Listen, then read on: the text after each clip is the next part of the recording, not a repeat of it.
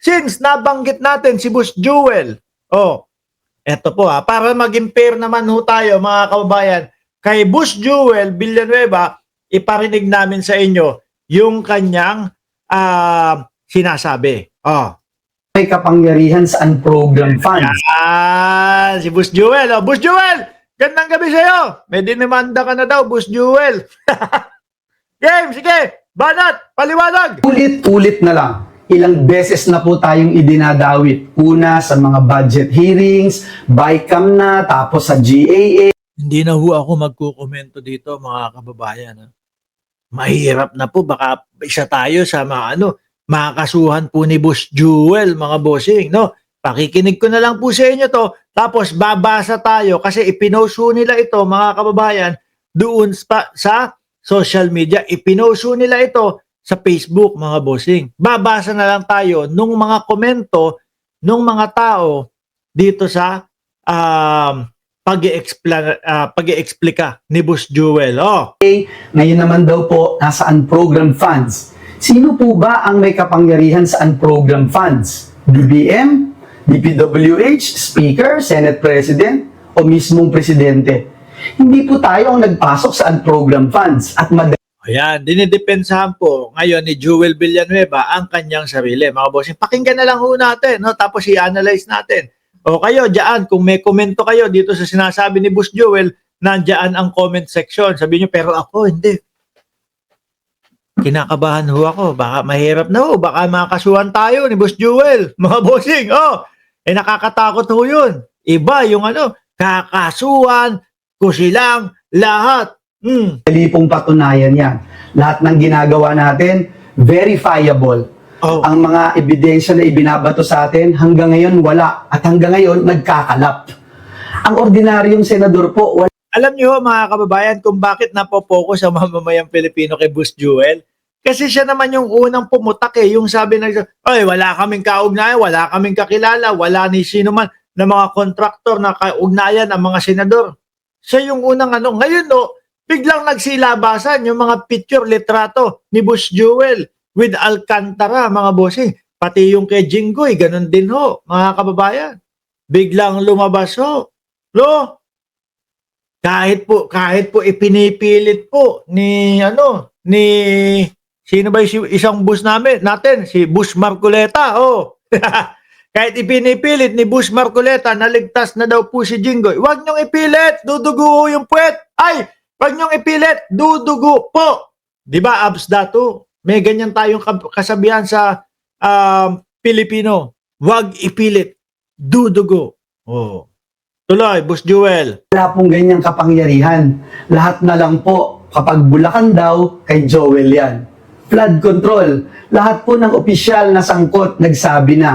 Tsaka may narinig pa akong sumisigaw si Alcantara talaga Nagpapasalamat kay Boss Jewel tungkol doon sa proyekto Yun yung sinasabi ng mamamayang Pilipino. Wala, ganyan talaga. No? Kita mo, meron silang magkasama.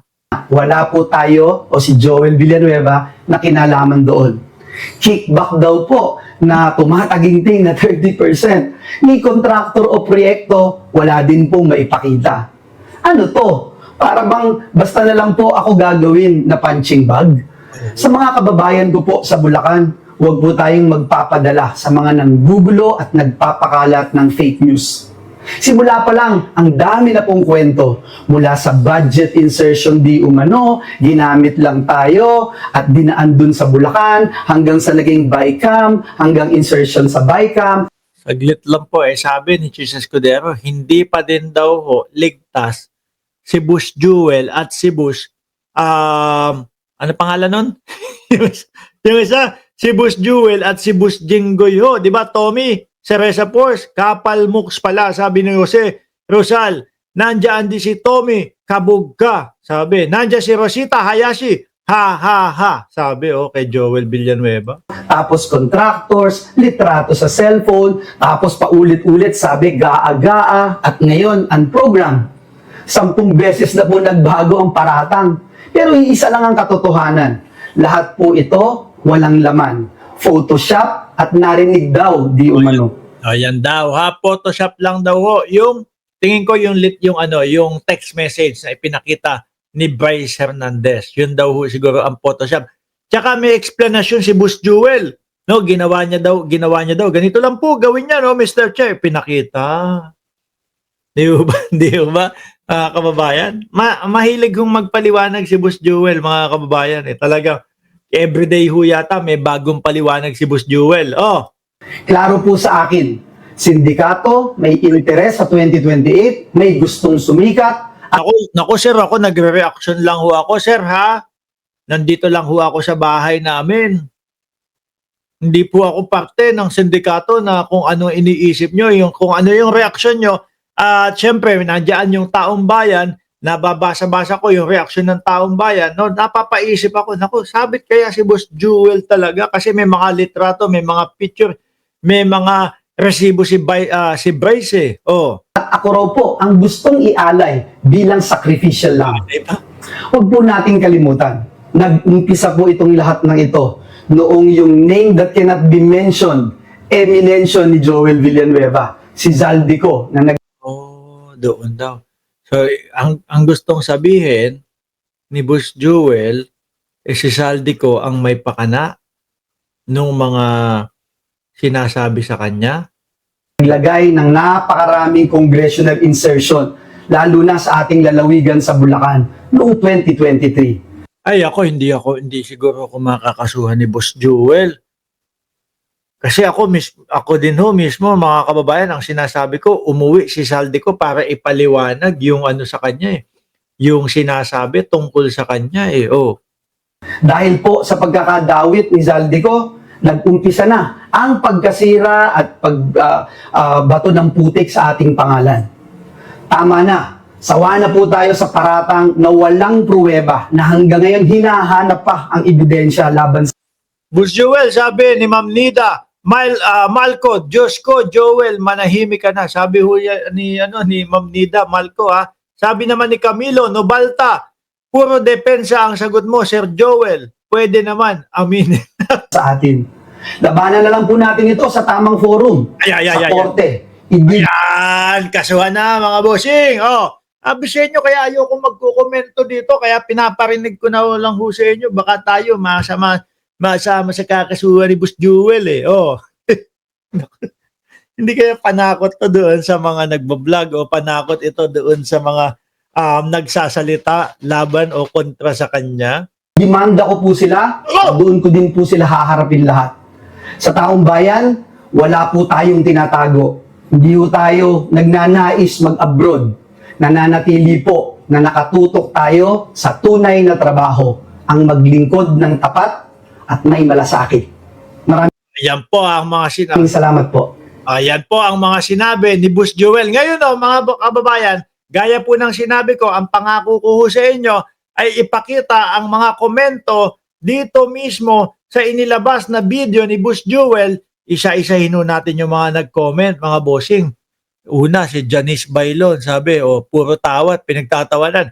Sabi nitong isa, si Sir, bistado na, puro palusot ka, di ka na mananalo. Si June Sabayton, kilala niyo ho ito mga kababayan? Sabi, Nax. May nagkomento kay June Sabayton, si Nino Ramos, ayun daw, natawa doon sa sinabi. Halos parang walang naniniwala kay Boss Jewel ah. Kahit na pagkahaba-haba nung kanyang pag-i-explain, hindi kayo naniniwala. Sabi nito, pagod na ako makinig sa'yo, Boss Joel. Joel, tama na please. Dinadawit nga ba o sadyang may kinalaman ka? More daldal, more na paghahalataan daw. Tigil ka na. No, hindi ko hindi ko sinala yung mga komento. Basta in-screenshot ko na lang in-screenshot to, tinignan ko. Tigil ka na ng dada. Daming ebidensya against your kurakot. Kaya antay ka lang. Sabi nung isa, bakit lagi po explanation nyo? Sabi ko nga sa inyo, araw-araw may explanation po si Boss Jewel eh. No? Malalaman naman sa investigasyon kung may tinatago kayo. Meron pa tayo yatang isang comment eh. Ito yung pangatlo. Best in oral communication. Sa presinto ka magpaliwanag, hindi makakapagsinungaling ang galaw ng mata. Malapit ka ng mag-Bible study sa loob ng Muntinlupa. Mukhang wala pong naniniwala kay Boss Jewel, mga kababayan, kahit po pagkahaba-haba nung kanyang eksplanasyon. Oh, sabi ni Ma'am Pe Reyes, dalawa na ang kulay ng buhok mo, sinungaling ka, bagay, marami kang nakurakot, malaki ang pangbayad mo sa abogado, bagay, di man dito sa lupa ka magbayad, pag na-deadball ka, kay Lord ka, mananagot. Anyway ho, mga bossing, iwanan na natin si Boss Joel. Ayoko mag-comment dyan. Baka mamaya mademanda ako.